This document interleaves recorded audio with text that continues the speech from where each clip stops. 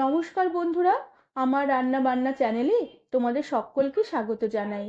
আজ আমি বানাবো আলু বেগুন দিয়ে পালং শাকের ঘন্ট। রেসিপিটি তোমাদের সম্পূর্ণ দেখার অনুরোধ রইল।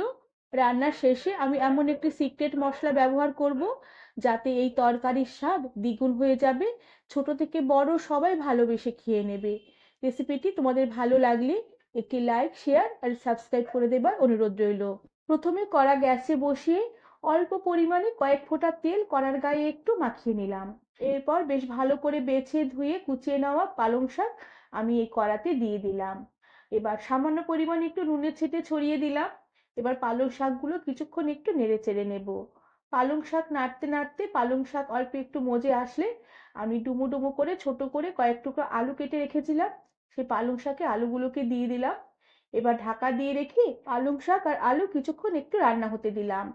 এতে পালং শাক থেকে যেটুকু একটু জল বেরোবে সেই জলেই পালং শাক আর আলু অল্প একটু ভাপিয়ে নেব।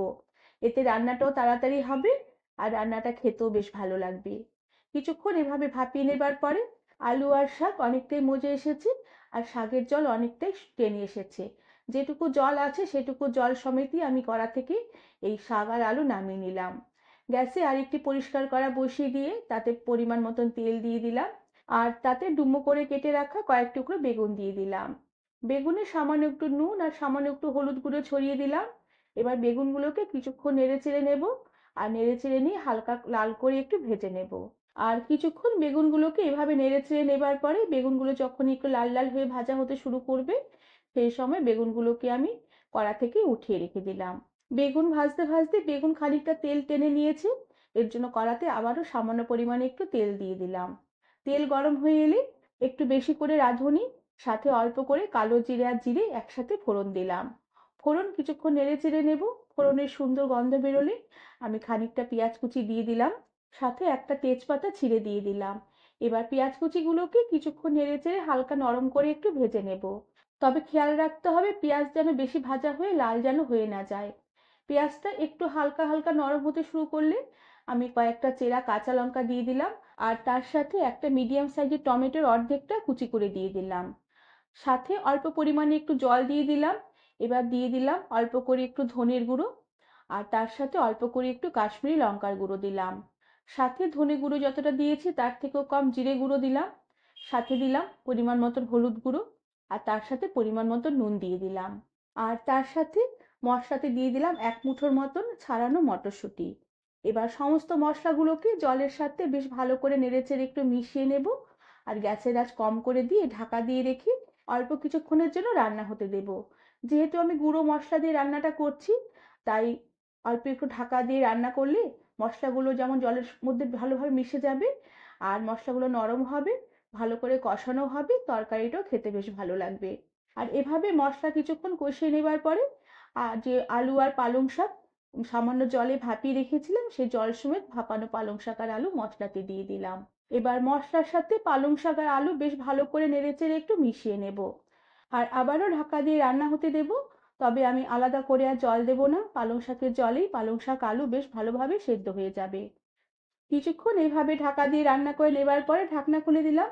পালং শাক আলু বেশ অনেকটাই মজে এসেছে আর আলুগুলো খুব ভালোভাবে সেদ্ধ হয়ে গেছে।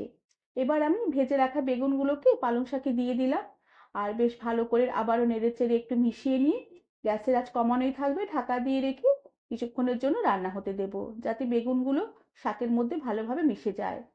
আর এরপরে আমি যে সিক্রেট মশলার কথা বলেছিলাম সেই সিক্রেট মশলাটা বানিয়ে নেব। এর জন্য শুকনো খোলায় 1 চামচেরও কম গোটা জিরে আমি খানিকক্ষণ একটু টেলে নেব। তবে জিরেগুলো যেন কালো হয়ে না যায়। খানিকক্ষণ জিরেগুলোকে হালকা লাল করে একটু ভেজে নেবার পরে আমি কড়া থেকে নামিয়ে শিলপাটাতে একটু মসৃণ করে বেটে নেব। আর ততক্ষণে পালং শাকের ঘন্ট বেশ অনেকটাই মাখা মাখা হয়ে এসেছে আর বেগুনও বেশ ভালোভাবে গলে গিয়ে শাকের সাথে মিশে গেছে। এবার আমি এই মশলা থেকে 1 চামচের মতন মশলা এই তরকারির উপরে ছড়িয়ে দিলাম। পালং শাকের ঘন্ট রান্নার শেষে এই ভাজা মশলা ছড়িয়ে দিলে রান্নার স্বাদ একদম পাল্টে যাবে, একদম খেতে অসাধারণ হয়ে উঠবে। এবার আমি বেশ ভালো করে নেড়েচেড়ে মিশিয়ে নেব আর এরপরে গ্যাসের আঁচ বন্ধ করে দিয়ে ঢাকা দিয়ে রেখে কিছুক্ষণের জন্য স্ট্যান্ডিং টাইমে রেখে দেবার পরে সার্ভ করে দেব। বন্ধুরা, আমার আজকের আলু বেগুন আর সিক্রেট মশলা দিয়ে পালং শাকের ঘন্টের রেসিপিটি তোমাদের কেমন লাগলো আমাকে তোমরা কমেন্ট করে জানাবে। আর ভালো লাগলে একটু সাবস্ক্রাইব করে দেবারও অনুরোধ রইল। তার সাথে পাশে থাকা বেল আইকনটিও প্রেস করে দেবে, যাতে আমার সব নতুন ভিডিও নোটিফিকেশন তোমাদের কাছে পৌঁছে যায়। আজ তাহলে আসি, পরে আবার একটি নতুন রেসিপি নিয়ে দেখা হবে।